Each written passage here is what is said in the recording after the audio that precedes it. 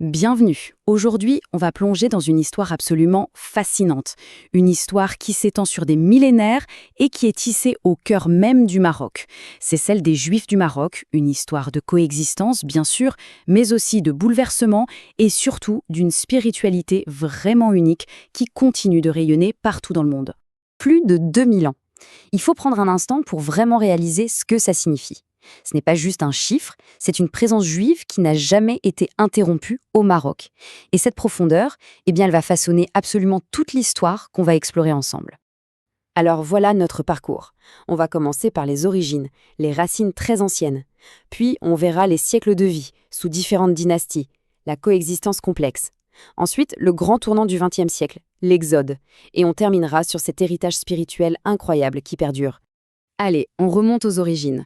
Il faut bien comprendre que bien avant l'arrivée de l'islam, des communautés juives étaient déjà là, bien implantées, et tissaient déjà les premiers fils de cette longue histoire. Et quand je dis ancienne, je pèse mes mots. On a des preuves archéologiques, comme des inscriptions funéraires à Volubilis, qui nous ramènent carrément avant l'ère chrétienne.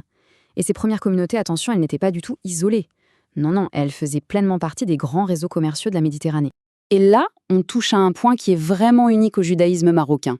Ce n'est pas seulement une histoire de gens qui sont venus d'ailleurs. C'est aussi, et c'est fondamental, une histoire d'enracinement local. Des tribus amazighs entières ont adopté le judaïsme, ce qui a créé un mélange culturel absolument fascinant. C'est ça qui rend cette communauté si singulière. Bon, on avance de plusieurs siècles pour entrer dans la longue période sous domination musulmane. Et là, le mot-clé, c'est complexe. C'est une époque avec des moments de lumière et des périodes beaucoup plus sombres. Pour comprendre cette période, il y a un mot qu'il faut absolument connaître. Dhimmi. En gros, c'était une sorte de pacte. D'un côté, ce statut offrait une protection de la vie tout simplement, mais de l'autre, il inscrivait dans la loi une position d'infériorité, avec des impôts spéciaux et des restrictions. C'était, en quelque sorte, le prix de la survie. Du coup, cette protection n'était jamais vraiment acquise. La vie des Juifs du Maroc à cette époque, c'est un peu des montagnes russes. Il y a eu des périodes d'épanouissement culturel incroyables, mais aussi des vagues de persécution terribles, comme sous les Almohades au XIIe siècle où c'était la conversion ou la mort. La tolérance était là, mais elle pouvait disparaître du jour au lendemain. Et puis, 1492, l'expulsion des Juifs d'Espagne. C'est un tournant majeur. Une vague de réfugiés, les Mégorachim, arrive au Maroc. Ils n'arrivent pas les mains vides, ils amènent avec eux une culture, un savoir qui vont redynamiser la communauté. Mais ça crée aussi des tensions, bien sûr, avec les Tochagim, les Juifs qui étaient là depuis des siècles.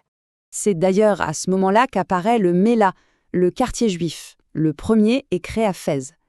Et c'est un lieu paradoxal. D'un côté, ces murs protègent des violences, mais de l'autre, ils isolent, ils confinent, et ils rappellent ce statut si particulier. Allez, on fait un grand bond en avant, on arrive au XXe siècle. Et là, c'est un vrai tourbillon. La modernisation, le protectorat français, de nouvelles opportunités, mais aussi de nouvelles menaces. Tout va s'accélérer. Un des grands moteurs de ce changement, c'est l'Alliance israélite universelle. Ces écoles ont été une véritable révolution. Pour des milliers d'enfants, c'était une ouverture sur la langue française, sur la modernité, un véritable ascenseur social. Mais, il y a un mais, cet enseignement à la française a aussi, sans le vouloir, creusé un fossé culturel avec le reste de la population marocaine. Tu viens la période la plus sombre, la Seconde Guerre mondiale, le régime de Vichy. La peur est immense. Et c'est à ce moment-là que le sultan Mohamed V va jouer un rôle historique. Il s'est opposé frontalement aux lois raciales antisémites. Et en faisant ça, il a endossé ce rôle de protecteur qui restera gravé dans la mémoire de la communauté. Et on arrive maintenant au chapitre le plus douloureux, le plus radical de cette histoire. C'est le départ, en l'espace de quelques décennies à peine, de la quasi-totalité de cette communauté plus que millénaire. Alors comment on en est arrivé là? Ça commence doucement, en 1948, avec la création d'Israël. Ça s'accélère en 1956, avec l'indépendance du Maroc et l'incertitude que ça crée. Mais le vrai point de bascule, c'est une tragédie. En 1961, un bateau de migrants clandestins, le Pisces, fait naufrage. 44 personnes meurent.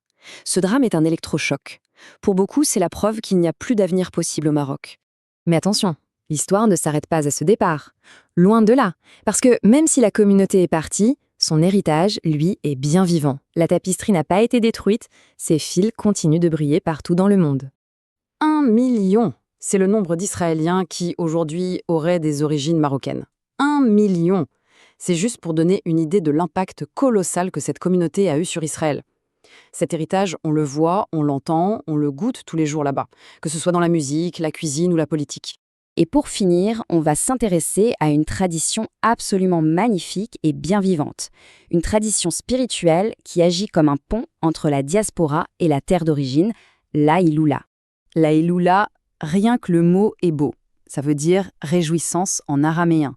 C'est un pèlerinage pour célébrer l'anniversaire de la mort d'un saint, un tzaddik. Et le point crucial, ce n'est pas du tout un moment triste. Au contraire, c'est une fête immense et joyeuse, parce qu'on célèbre l'union de l'âme du saint avec le divin. Et comment ça se passe, une Iloula? C'est un mélange de plusieurs rituels très forts. On récite des prières et des psaumes, on allume des centaines, parfois des milliers de bougies. C'est un spectacle incroyable. On fait aussi la charité, la tzedaka, et bien sûr, on partage d'immenses repas tous ensemble.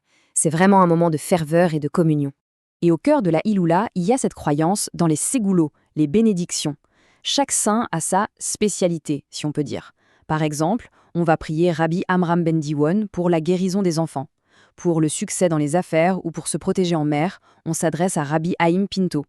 Et il y a même Rabbi Meir Baalanes qu'on invoque pour retrouver les objets perdus. C'est une foi très concrète, très proche du quotidien. On arrive au bout de ce parcours. Et ce qu'il faut retenir, je crois, c'est exactement ça. Un héritage qui ne se mesure pas en chiffres, mais en mémoire, en foi et en tradition. Ce n'est pas une simple question de démographie. C'est la preuve qu'une culture et une mémoire collective peuvent survivre à l'exode, portées par une foi et des traditions qui, elles, ne connaissent pas de frontières.